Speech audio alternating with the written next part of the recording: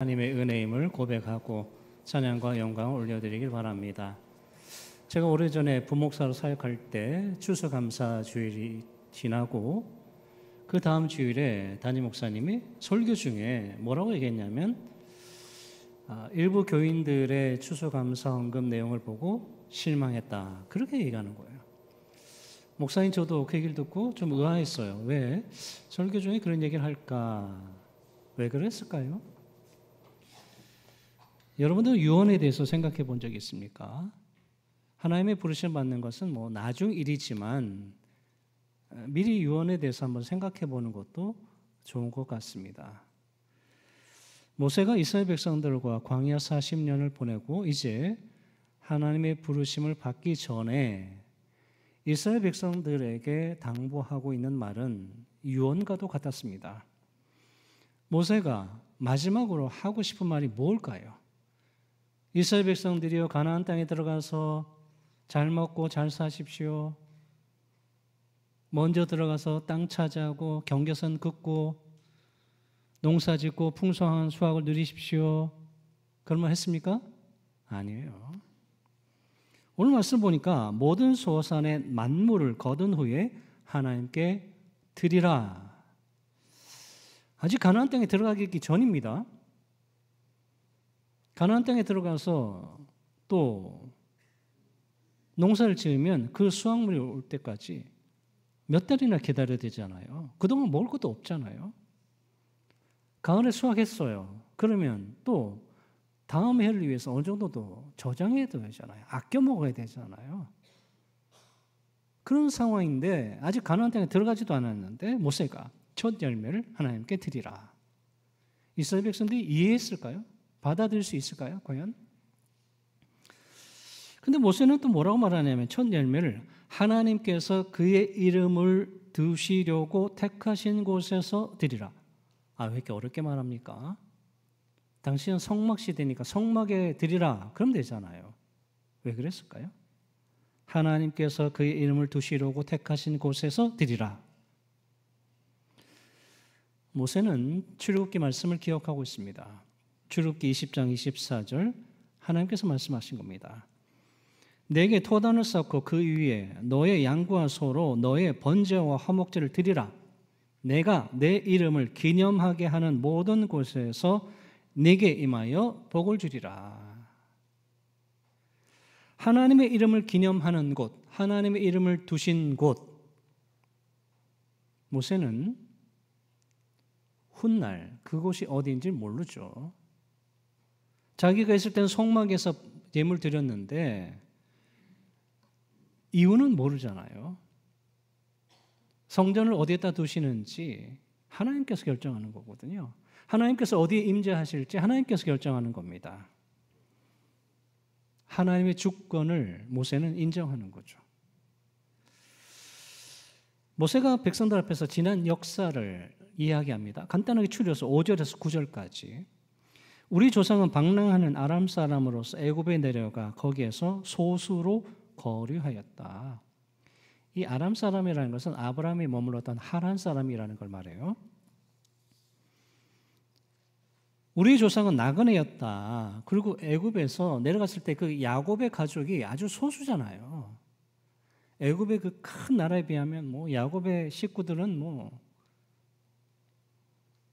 애굽에서 야곱의 후손들이 학대를 받았고 중노동을 했죠. 하나님께서 그 고통을 보셨습니다. 하나님께서 강한 손과 편팔과 큰 위엄과 이적과 기사로 애굽에서 인도하여 내셨습니다. 그리고 약속의 땅, 젖과 꿀이 흐르는 땅으로 들어가게 하셨습니다. 이렇게 5절에서 9절 이 내용은 단순히 그냥 모세가 이스라엘 백성들의 과거를 그냥 회상하는 내용이 아니에요. 이것은 이후에 이스라엘의 신앙 고백문이 되는 거예요. 짧은 신앙 고백문. 본인들이 고백하고 후손들에게 알려주고 또 그 다음 후손들이 계속해서 고백하는 짧은 신앙 고백문. 하나님의 은혜를 절대로 잊으면 안 된다라고 하는 신앙 고백문입니다. 모세는 이 말을 하고 나서 그 다음에 27장 28장에 저주와 복에 대해서 말합니다. 여러분도 오늘 저녁에 집에서 27장, 28장 읽어보십시오. 27장, 28장 내용은 그냥 한 문장을 말하면 하나님의 말씀에 순종하면 복을 받고 불순종하면 저주를 받는다는 거예요. 신명기 28장 2절, 내가 내 하나님 여호와의 말씀을 순종하면 이 모든 복이 내게 임할 것이다.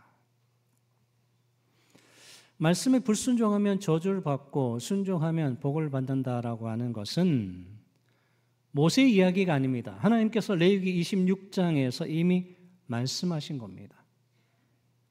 모세는 그것을 기억하고 신명기 7장에서도 말하고 27장, 28장에서 계속 반복해서 강조합니다. 여러분, 우리가 지금은 에스라 느헤미야서를 새벽에 읽고 있지만 그 전에 역대기를 봤잖아요. 역대기서의 핵심적인 메시지도 바로 그거예요. 하나님께 불순종하면 저주를 받고 순종하면 복을 받는다는 내용이에요. 자, 그렇게 중요한 저주와 복의 내용을 하기 전에 오늘 26장에서 모세가 첫 열매를 하나님께 드리라고 말합니다. 자, 순서를 볼까요? 첫 열매를 드리라라고 하고 저주와 복에 대해서 이야기합니다. 첫 열매를 드리는 것이 굉장히 중요하다는 것을 말하고 있고 첫 열매를 드리는 것이 곧 하나님께 순종하는 것이라는 거예요. 그러면 복을 받는다는 거예요. 그 얘기를 하고 있는데 그것을 듣는 이스라엘 백성들은 그것을 중요하게 받아들였을까요? 이해했을까요? 모세는 백성들의 형편을 모르는 무정한 사람이 아닙니다. 그가 첫 열매를 드릴 것을 강조하는 것은 하나님의 은혜를 기억하라, 하나님의 은혜를 잊지 말라는 거예요. 이스라엘 백성들이 애굽에서 나오는 것은 백성들 자신들의 힘과 노력 때문이 아닙니다. 광야, 사막에서 일반적인 사람들은 3일에서 7일 정도밖에 지낼 수 없어요. 살 수가 없어요. 40년을 지낼 수 있었던 것은 사람들의 힘과 노력 때문이 아니라는 거예요. 가나안에 들어갈 수 있는 것도 가나안에서 출소할 수 있는 것도 사람들의 힘과 노력 때문이 아니라는 거예요. 뭡니까? 모든 것이 하나님의 은혜라는 거죠. 하나님의 구원 역사를 기억해야 된다는 겁니다. 모세만이 아니라 공동체 전체가 하나님의 은혜를 기억해야 한다는 겁니다. 말씀에 불순종하면 저주를 받고 말씀에 순종하면 복을 받는다라는 것은 하나님께서 말씀한 겁니다. 모세는 그것을 듣고 기억해서 되풀이해서 백성들에게 말하는 거예요. 요단강을 건너기 전에 있는 백성들에게 강조하고 또 강조하는 겁니다. 하나님의 부르심을 받기 전 모세의 마음을 생각해 보십시오. 모세의 마음이 어떻겠을까요? 지금 눈앞에 있는 백성들과 그들의 후손이 하나님의 저주와 심판을 받기를 바라겠습니까? 복을 받기를 바라겠습니까? 복을 받기를 원하는 거거든요. 이스라엘 백성들 그 후손들이 복을 받기를 바라는 마음으로 간절한 마음으로 말하고 있는 거예요. 오늘 1절에서 11절까지 봉독한 말씀 가운데 우리만 성경으로는 잘 알기 어려운데 히브리어 성경에 보면 주다라고 하는 동사가 6번 나와요. 하나님께서 주시다. 하나님께서 주시다. 하나님께서 주시다. 하나님은 계속해서 주시고 백성들은 받아요. 특이한 것은 이스라엘 주변에 있는 고대 근동 사람들이 자신들의 신을 섬기는데 그들이 자신들의 땅에 풍요를 달라고 자신들의 신에게 기도하는데 근데 오늘 말씀을 보면 하나님은 백성들에게 땅을 주신다고 말합니다. 땅을 주신다. 땅을 준다니까 이스라엘 백성들이 가나안 땅에 들어가 가지고 땅 경계선 긋고 여긴 내 땅이다 등기하라 그런 말이 아닙니다. 하나님께서 약속의 땅을 허락하신다. 약속의 땅에 들어간 사람들은 이 하나님의 명령과 모세의 당부, 모세의 유언에 따라 살았을까요? 물론 순종한 사람도 있었겠지만 많은 사람들은 자신의 노력으로 자신들이 땅과 수확을 얻었다고 생각하기 시작합니다. 사람들은 수확의 열매의 10분의 1을 드리지 않습니다. 자신이 노력해서 갖게 된 거라고 생각하니까 하나님께 드리지 않는 겁니다. 레위기에서 하나님께서 예물 얘기할 때 소나 양, 새 다양하게 얘기하잖아요. 형편에 따라 드리라는 거거든요. 소가 많은 사람은 소를 드리고 아무것도 없는 사람은 들여나가서 새를 잡아다 드리라는 거예요. 그런데 가나안 땅에 들어간 사람이 소와 양이 많은 사람이 새를 잡아다가 드리는 거예요. 하나님 나라에서 모세가 그 모습을 보았다고 상상해 봅시다. 모세의 마음은 어떠했을까요? 교인이 추수감사원금 낸 것을 보고 너무 실망했다라고 말하는 담임 목사의 심정과 모세의 심정이 비슷하지 않을까요? 소와 양을 드릴 수 있는 사람이 들어있는 새를 잡아다 드리는 것이 과연 하나님의 은혜에 감사하는 모습일까요? 하나님께서 말씀에 순종하면 복을 주신다고 했는데 하나님께서 주시는 복을 걷어차 버리는 사람들 보며 모세는 탄식하지 않을까요? 여러분, 하나님께 드리는 예물은 돈이 아니에요. 신앙 고백입니다. 돈의 많고 적음이 아니에요. 신앙 고백을 담아서 드리는 겁니다. 모세는 첫 열매를 드리라고 2절에서 강조하고 10절에서 또 강조합니다. 첫 열매를 드리며 하나님 앞에 경배하라. 하나님께서 너와 내 집에 주신 복으로 즐거워하라. 첫 열매를 드리라는 말에 순종하면 하나님께서 복 주신다. 어떤 복일까요? 여러분도 어떤 복을 받고 싶습니까? 11절에서 복은 히브리어로 토브입니다. 이 토브가 구약 성경에서 하나님과 사용될 때는 하나님의 선하심, 선하신 하나님이라는 거예요. 하나님은 선하신 분이에요. 토브. 그 하나님의 선은 사람들의 실존과는 전혀 다른 거예요. 사람은 그 하나님의 선하심이 없어요. 오직 하나님만이 선하신 분이에요. 이 토브가 사람들과 함께 사용될 때는 구약 성경에서 순수한 금, 고귀한 모세 등으로 사용되었어요. 순수하다, 고귀하다. 사람의 성품이나 도덕성이 높을 때 토브를 사용했습니다.